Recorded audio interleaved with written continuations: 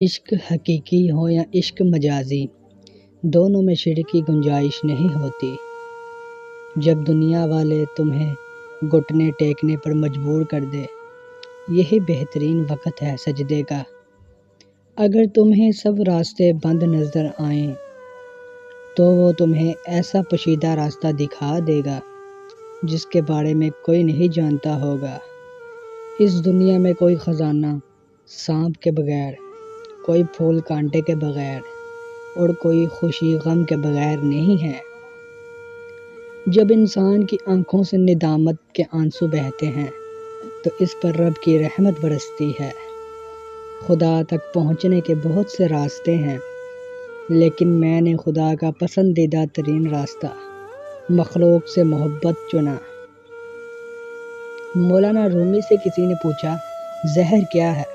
فرمایا کہ ہر وہ چیز جو ہماری ضروریات سے زیادہ ہو زہر ہے، جیسے قوت، اقتدار، دولت، بھوک، لالچ، محبت، نفرت۔ میں نے بہت سے انسان دیکھے ہیں جن کے بدن پر لباس نہیں ہوتا، اور بہت سے لباس دیکھے ہیں جن کے اندر انسان نہیں ہوتا۔ رومی سے کسی نے پوچھا، کوئی موسیقی میوزک حرام ہے؟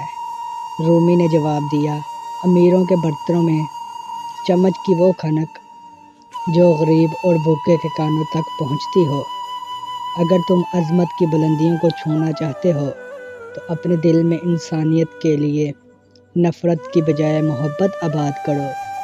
اگر تم عظمت کی بلندیوں کو چھونا چاہتے ہو تو اپنے دل میں انسانیت کے لیے نفرت کی بجائے محبت آباد کرو۔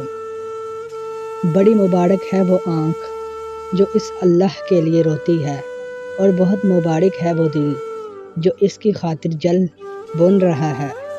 شریف آدمی وہ ہے کہ اگر کوئی اس کو تکلیف پہنچائے تو وہ رنجیدہ نہ ہو۔